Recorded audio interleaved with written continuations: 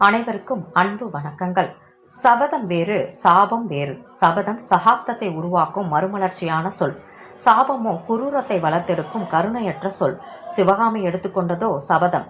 அதனால்தான் அவள் பெயரை வரலாற்று நாவலுக்கும் சூட்டி பெருமை சேர்த்துவிட்டார் ஆசிரியர் கல்கி கிருஷ்ணமூர்த்தி.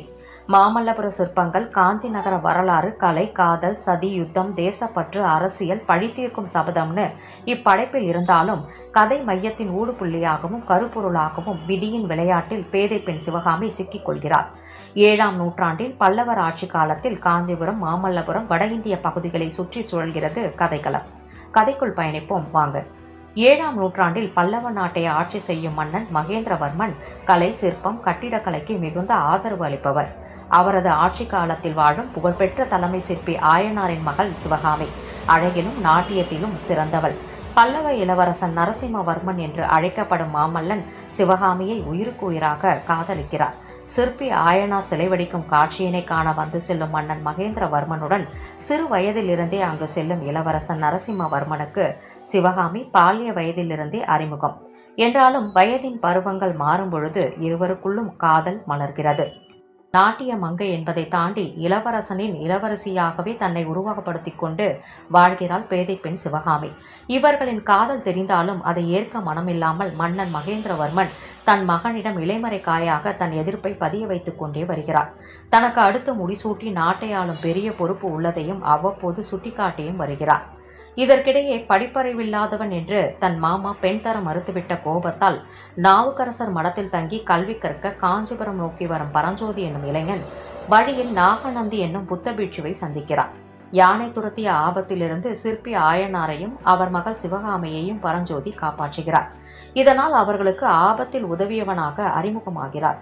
இச்செய்தி கேட்ட மன்னன் மகேந்திரவர்மன் சந்தேகத்தின் பேரில் பரஞ்சோதியை பிடித்து வைக்க சொல்கிறார். இருட்டு அறையில் அடைக்கப்பட்டிருந்த பரஞ்சோதியை யாருக்கும் தெரியாமல் காப்பாற்றிய நாகநந்தி சிற்பி ஆயனாரிடம் தஞ்சம் கேட்கிறார்.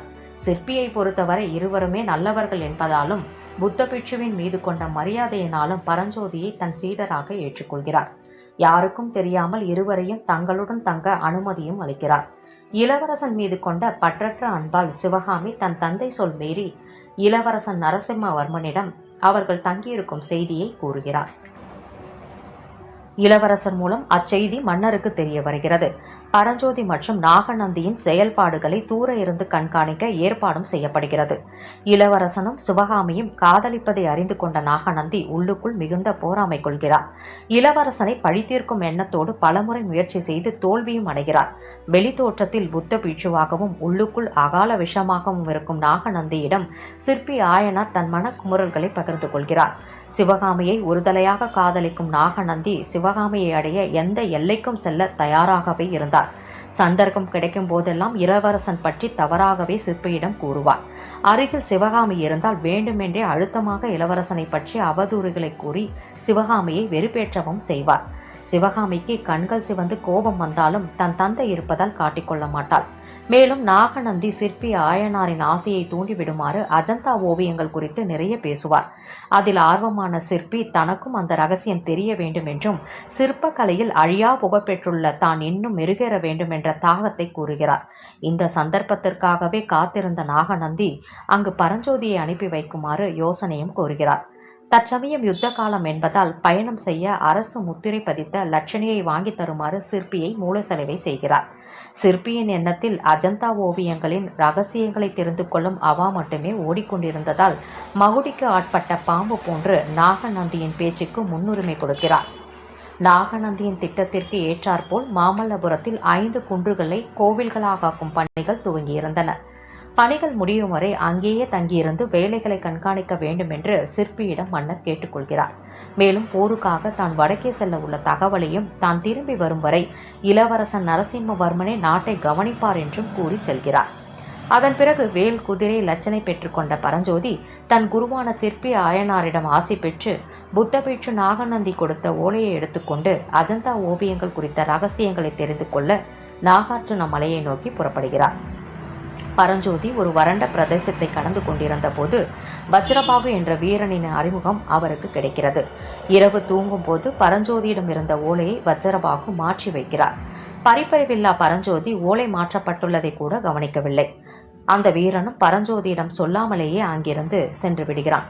பயணத்தை தொடர்ந்து மேற்கொள்ளும் பரஞ்சோதி பாபாக்னி நதியும் பெண்ணாரும் சந்திக்கும் இடத்தில் இருந்த விகாரையை சென்றடைகிறான்.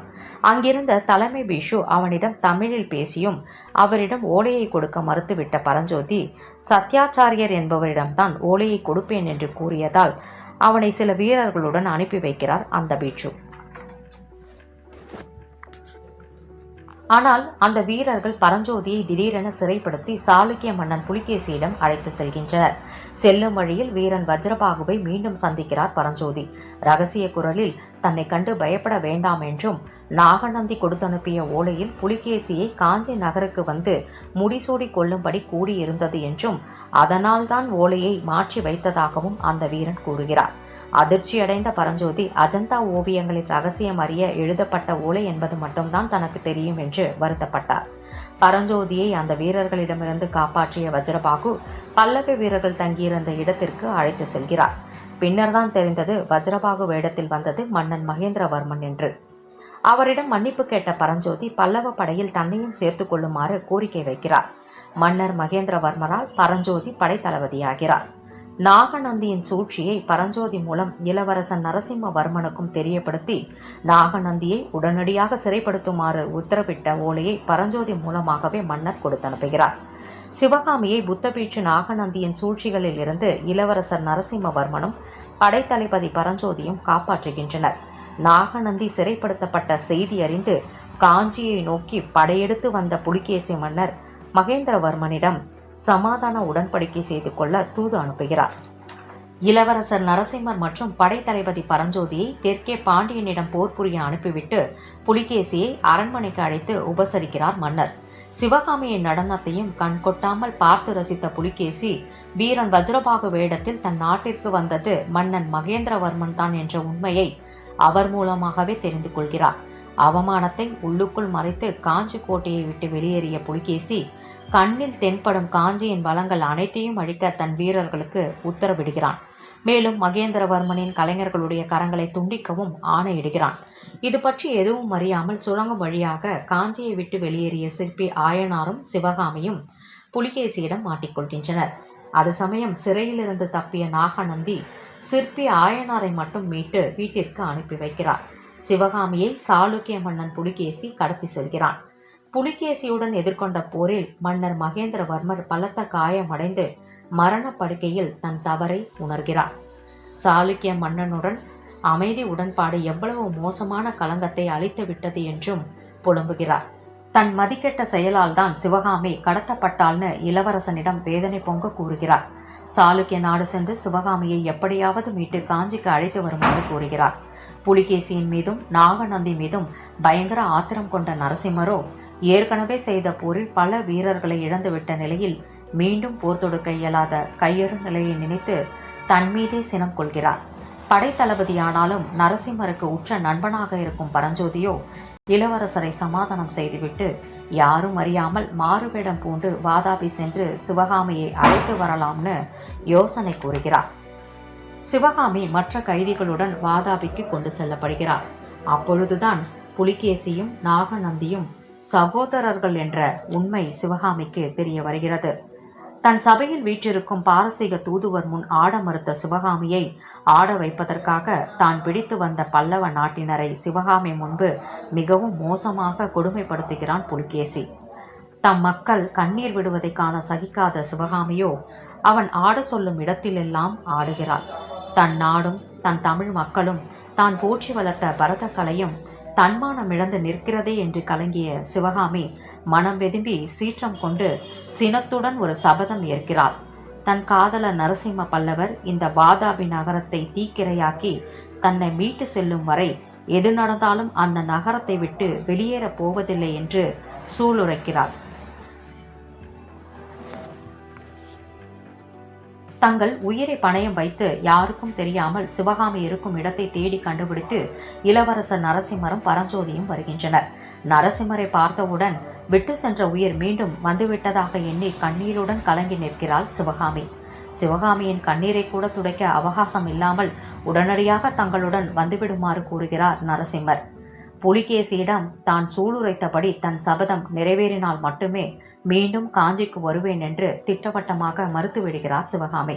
நரசிம்மருக்கோ சிவகாமியிடம் எதையும் விலக்கி சொல்லும் அளவிற்கான சூழ்நிலை இல்லாததால் சிவகாமி மீது கோபம் கொள்கிறார். வாதாபியின் சொகுசு வாழ்க்கை பிடித்து விட்டது என்பது போல் பேசியும் விடுகிறார். தன் காதல் எவ்வளவு மகத்துவமானதோ அதே அளவு மகத்துவம் கொண்டதுதான் தன் சபதமும் என்று கூறி பிடிவாதமாக நரசிம்மருடன் செல்ல மறுத்து விடுகிறாள் சிவகாமி. சிவகாமி மீதான கோபத்தோடு இளவரசரும் அங்கிருந்து சென்று விடுகிறார். இதற்கிடையே சிவகாமி மீது தான் கொண்ட காதலை தெரியப்படுத்தியும் தன் சகோதரன் புலிகேசி சிவகாமியை நடத்திய விதங்களை கேள்விப்பட்டு நாகநந்தி கவலை அடைகிறார். முதல் முறையாக தன் துறவு கோலத்தை எண்ணி வருந்துகிறார். நரசிம்மவர்மர் சிவகாமி மீது கொண்ட காதலை விட தான் கூப்பிட்டும் தன்னை அவமதிக்கும் விதமாக சிவகாமி நடந்து கொண்டாள்னு நாளுக்கு நாள் வாதாபி மீது போர் தொடுக்கும் வழிகளை மட்டுமே யோசித்துக் கொண்டும் இருக்கிறார். காலங்கள் உருண்டோடியது. மரணப்படுக்கையில் இருந்த மாமன்னர் மகேந்திர பல்லவரும் வாதாபியை வெற்றி கொள்ள மாபெரும் படைபலம் தேவைப்படுகிறது என்று நரசிம்மவர்மனுக்கு புரிய வைக்கிறார். அதோடு பல்லவ வம்சமும் தழைக்க வேண்டும் என்றும் கூறுகிறார். தன் தந்தையின் வேண்டுகோளுக்கிணங்க 9 வருடங்கள் கழித்து பாண்டிய இளவரசி வானமாதேவியை மணம் புரிகிறார் நரசிம்மர். மாமன்னர் மகேந்திர பல்லவன் வீரமரணம் அடைந்தவுடன் இளவரசர் நரசிம்ம பல்லவர் முடிசூடிக் கொள்கிறார்.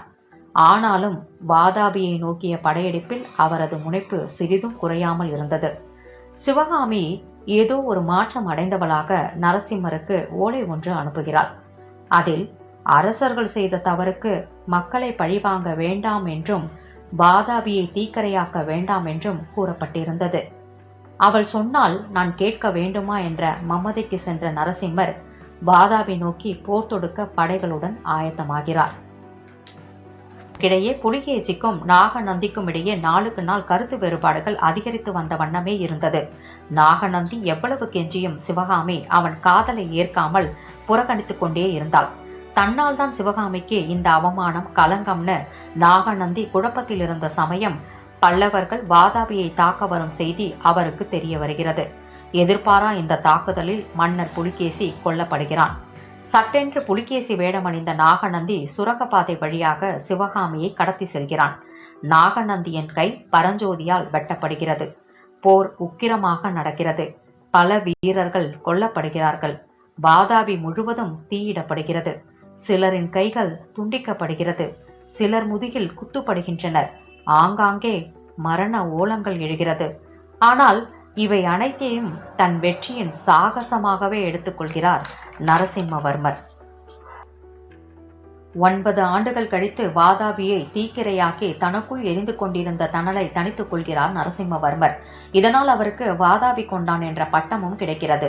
தன் சபதத்தால் இத்தனை அப்பாவி உயிர்கள் பலியாகிவிட்டதே என்று எண்ணி மூர்ச்சையாகிய சிவகாமியை மீட்டு ரதத்தில் காஞ்சிக்கு அனுப்பிய நரசிம்மர் அங்கு ஒரு வெற்றி தூணை நடவும் ஏற்பாடு செய்கிறார்.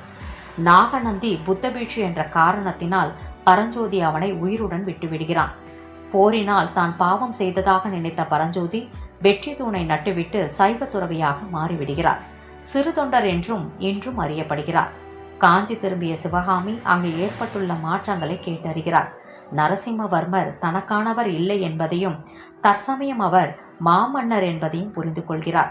வாதாபியில் வாழ்க்கையின் வழிகளை கடந்து பழகியவளுக்கு தான் ஏற்றது சபதமா சாபமா என்று புரியவில்லை. காலத்தின் கோலம் என்று புரிந்து கொள்கிறாள். மனதிற்குள் சிலையாகிய சிவகாமி அசைவற்று நடந்து செல்லும் காட்சியை காணும் நரசிம்மவர்மனுக்கோ தன்னையும் அறியாமல் மனம் கலங்கி நிற்கிறது. பரத கலைக்கே தன்னை அர்ப்பணிக்கும் விதமாக சிவகாமி காஞ்சி ஏகாம்பரேஸ்வர நாதரை கணவனாக ஏற்று திருமாங்கல்யம் கட்டிக்கொள்வதாக கதையும் நிறைவு பெறுகிறது.